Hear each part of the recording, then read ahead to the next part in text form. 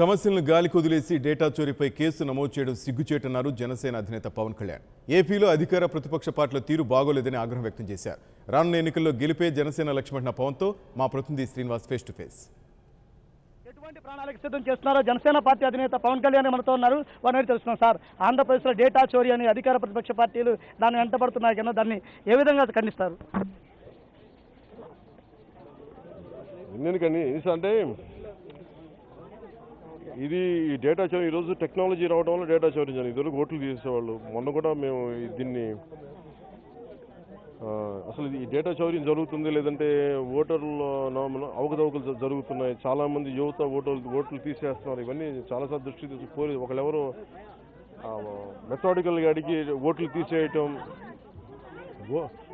తీసేయటం ఇవన్నీ మేము చూసాం. వాటిని పోలీస్ కంప్లైంట్ కూడా ఇచ్చారు మన నాయకులు.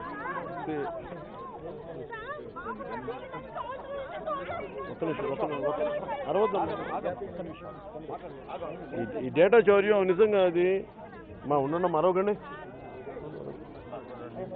ఈ డేటా చౌర్యం నిజంగా చాలా బాధ అనిపిస్తుంది.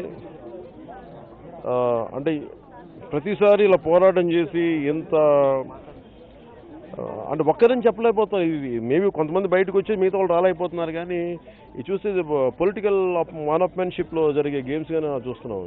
నిజంగా నాకు దీని గురించి కామెంట్ చేయాలనుకున్నా కానీ నిజంగా విసుగు వస్తుంది.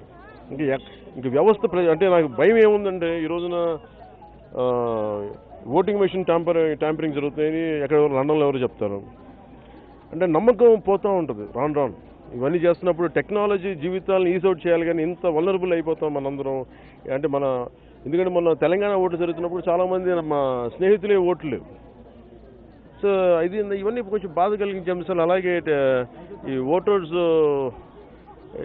ఓటింగ్ మెషిన్లో కూడా చాలా అవకతవకలు. ఇవన్నీ ఎంతవరకు ప్రూవ్ చేయాలి, ఏది రైట్ అనేది ఏదో కొద్దిమంది మేధావులు, కొద్దిమంది ఎక్స్పర్ట్స్ చెప్పిందని ఒక నమ్మి వెళ్ళిపోవడం తప్ప దీన్ని నిస్సహాయం చూస్తున్నాం. బట్ ఎక్కడో చోట ఈ తరం చాలా బలంగా తీసుకుంటుంది, మార్పులు తీసుకొస్తారని మేము వెయిట్ చేస్తాం. జనసేన మేనిఫెస్టో ఎలా ఉండబోతుంది?